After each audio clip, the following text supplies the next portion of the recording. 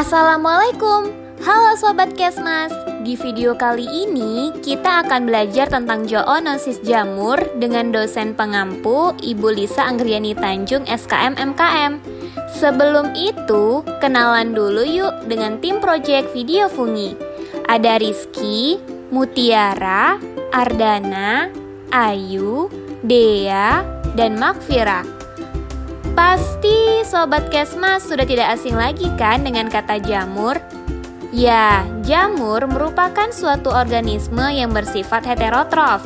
Hal ini disebabkan karena tubuh jamur tidak memiliki klorofil dan tersusun dari kitin. Untuk mencari makanannya, jamur bergantung pada makhluk hidup lainnya. Kalau Sobat Kesmas perhatikan, jamur terdiri dari elemen kecil yang disebut dengan hifa. Kemudian, kumpulan hifa ini membentuk seperti anyaman dan menjadi miselium. Seperti Sobat Kesmas yang dapat berkembang biak, jamur juga melakukan perkembangbiakan melalui spora. Selain itu, jamur memiliki banyak jenis dan peranan dalam kehidupan. Ada yang baik, tapi ada juga yang bikin penyakit. Mungkin Sobat Kesmas hanya mengetahui jenis jamur yang bisa dimakan seperti jamur tiram, jamur enoki, jamur shiitake, dan juga jamur yang berperan dalam pembuatan tempe maupun tape. Untuk lebih jelas, yuk dengarkan penjelasan Sobat Kesmas. Jamur dengan bahasa ilmiah fungi memiliki 4 divisi. Pertama ada divisi Zygomicota. Contohnya Rhizopus stolonifera pada roti basi, Rhizopus oryzae pada tempe, dan Mucor hymelis untuk fermentasi susu kedelai. Kedua divisi Asomicota. Contohnya Saccharomyces cerevisiae dalam pembuatan ragi, Melagacea furfur penyebab penyakit panu, Epidermophyton plocosum penyebab kutu air, dan Mycosporum gypseum penyebab penyakit kurap.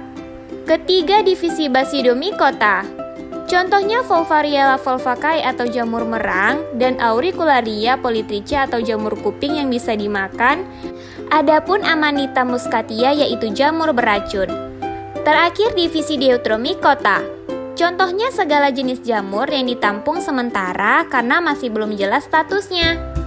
Seperti yang sudah dijelaskan bahwa jamur dapat menyebabkan penyakit, yaitu dermatofitosis pada manusia. Lalu, apa sih dermatofitosis itu?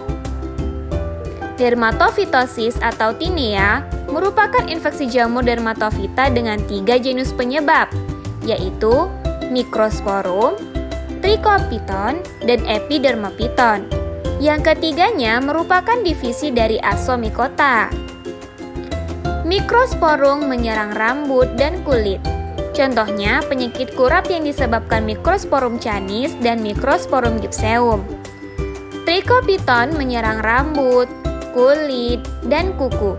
Contohnya jamur di selangkangan atau lipatan paha yang disebabkan oleh Trichophyton rubrum dan jamur kuku atau onychomycosis yang disebabkan oleh Trichophyton mentagrophytes. Epidermophyton menyerang kulit dan jarang di kuku. Contohnya kutu air di sela-sela jari yang disebabkan oleh Epidermophyton plocosum. Bagaimana Sobat Kesmas? Apakah sudah paham? Selain itu, dermatofitosis memiliki banyak klasifikasi berdasarkan lokasi. Namun, Sobat Kesmas akan menampilkan 5 klasifikasi berdasarkan lokasi. 1. Tinea capitis, penyakit jamur pada kulit kepala. 2. Tinea cruris, penyakit jamur pada lipat paha. 3. Tinea pedis, penyakit jamur pada kaki. 4. Tinea unguium, penyakit jamur pada kuku. 5. Tinea corporis, penyakit jamur pada tubuh. Tahukah Sobat Kesmas bahwa dermatofitosis memiliki 3 cara penularan, yaitu antropofilik dari manusia ke manusia, zoofilik dari hewan ke manusia, geofilik dari tanah ke manusia. Nah, dari ketiga cara penularan tersebut, Sobat Kesmas akan fokus pada penularan dari hewan ke manusia sesuai dengan mata kuliah Sobat Kesmas yaitu zoonosis.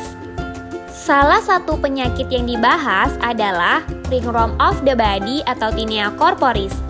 Tidak seperti namanya, ringworm tidak disebabkan oleh cacing, melainkan disebabkan oleh jamur Mycosporum canis. Dinamakan ringworm karena menyerupai cacing yang berbentuk cincin. Trias epidemiologi ringworm of the body atau Tinea corporis. Yang pertama ada host. Host di sini adalah manusia atau hewan seperti kucing, anjing, dan hewan peliharaan lainnya. Agent merupakan jamur Mycosporum canis, sedangkan environment merupakan tempat yang ditinggali memiliki suhu lembab, kurangnya kebersihan, dan berada di dekat penderita atau hewan yang terinfeksi. Epidemiologi deskriptif ringworm of the body atau Tinea corporis terbagi menjadi 3, yaitu berdasarkan orang, tempat, dan waktu. Jika dilihat berdasarkan orang, kira-kira siapakah yang berisiko tinggi terinfeksi Tinea corporis? Beberapa studi menunjukkan bahwa anak-anak dan remaja lebih rentan terhadap Tinea corporis. Hal ini dapat disebabkan oleh faktor-faktor seperti lebih sering berinteraksi dengan hewan peliharaan atau berpartisipasi dalam kegiatan olahraga yang melibatkan kontak langsung dengan kulit orang lain.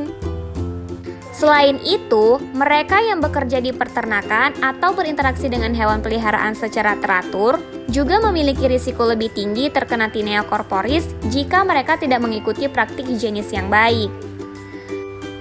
Sedangkan berdasarkan tempat, Tinea corporis paling umum ditemukan pada daerah Asia yakni sekitar 35,4%. Hal tersebut dapat disebabkan oleh manifestasi infeksi dermatofitosis sering terjadi di negara-negara tropis yang memiliki kelembapan tinggi dengan status ekonomi rendah, seperti Indonesia. Insidensi dermatofitosis di berbagai rumah sakit pendidikan dokter di Indonesia menunjukkan angka persentase yang bervariasi mulai dari yang terendah yaitu di Kota Semarang 2,93%, Kota Surabaya 4,8%, Kota Padang 27,6%, dan Kota Surakarta 82,6%. Tingkat keparahan dan prevalensi Tinea corporis di berbagai wilayah di Indonesia ini bervariasi karena tergantung pada faktor-faktor seperti iklim, tingkat kebersihan, dan akses terhadap perawatan medis. Namun, pada umumnya infeksi jamur seperti Tinea corporis dapat terjadi di mana saja, baik di daerah perkotaan maupun pedesaan. Terakhir, berdasarkan waktu, Tinea corporis atau infeksi jamur pada kulit dapat terjadi sepanjang tahun. Namun, ada beberapa faktor yang dapat mempengaruhi peningkatan risiko infeksi Tinea corporis pada waktu atau musim tertentu. Beberapa hal yang perlu diperhatikan adalah pada musim panas dan musim hujan. Pada musim panas, kelembapan dan panas yang tinggi dapat menciptakan kondisi yang ideal bagi pertumbuhan jamur penyebab Tinea corporis. Dan musim hujan dapat menciptakan kondisi lembab yang memungkinkan pertumbuhan jamur.